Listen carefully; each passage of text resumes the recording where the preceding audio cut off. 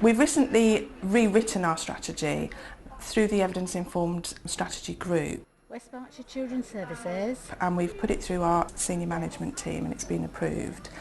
And in that is, I think, a lot more detail than previously. It was quite a general strategy in kind of how we want to embed evidence-informed practice within West Berkshire. The new strategy goes into sort of quite a lot more detail of how we're actually going to do that in practice. And that's partly because we've done quite a bit of that, so we're actually able to include a lot of the things that we've already done and how we're going to continue to do that. We recently did a survey, and that's also informed our strategy and our action plan, because a lot of the things that came out of that survey were about extra things that people wanted that we're not already doing, or things that people wanted that we are doing but people don't have enough information about. When new people had come along, what we hadn't done is kind of re-informed people, and what was particularly obvious was the cascading thing wasn't happening very well. So we've got some teams, for instance, that when we ask the question about, what things in West Berkshire do you know about and what do you find useful, some teams were saying, yes, I know about the lunchtime seminar, and I always attend, and I know about the the bite-sized chunks of research and I use them, and I know about the website leaflet and I use that. And other teams were saying, I don't know about anything.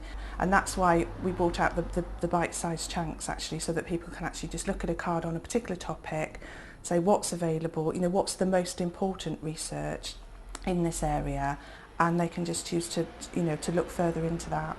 What I've tried to do really is to provide it to them in a format that enables them to kind of pick up the key points really quickly. And we piloted the idea initially with one topic, which was the effects of domestic violence on children, and tried the idea out. And basically what I do is look through 6 or 7 databases on the net to find out all the research in that area. If it's a well-researched topic, I'll concentrate mainly on research reviews so that some of the kind of sifting work has already been done for me. If it's a less well-researched topic, then obviously you have to go to the original papers. One of the websites that I use in doing that initial sifting work is the Research and Practice website, because it does refer to a lot of research reviews that have been done in areas that are very pertinent to children's services, so it's obviously quite a narrow focus compared to some of the others that take a lot more trawling through because they're so wide in terms of their coverage. So I read through, find all those that are of relevance, spend quite a lot of time in accessing them. I have to say it's quite hard to access some of the literature. You can find the references quite easily, but getting to the original documentation is quite hard. So pull all that together, spend time reading through, pulling out the main points, and just gradually whittling it down and down and down really, until I can get it to about kind of 12 or 15 key points in a particular area, and then we've provided those on kind of A5 laminated sheets to all the workers. And all the cards also are referenced, so that if anybody wants to go and read in more detail what any of those studies said, then they can go back and source the original documentation. Certainly they've sort of been circulated to other authorities, and I think they're put on the Research and Practice website as well for other people to access, so I'm aware that other people are using them, yes. I don't know whether other people have done other topics. If so, we'll have them back. We think evaluation here is very, very important, and every new service is evaluated, and that information is used to inform the rest of West Berkshire on this was successful, this is how you can use this in your service. One of the central focuses of our evidence-based practice strategy really is that we want to try and create a more reflective culture within West Berkshire, so that people think more about the services that they're providing, and evaluation is obviously one way of achieving that. So we're trying to encourage people to think about what it is what service they're trying to provide, why they're providing it, is it meeting those needs, could we be doing it better, and so on. And about 18 months ago I put together a step-by-step guide for people on how to undertake an evaluation, which is very brief, but it just helps people to kind of know how to approach it really.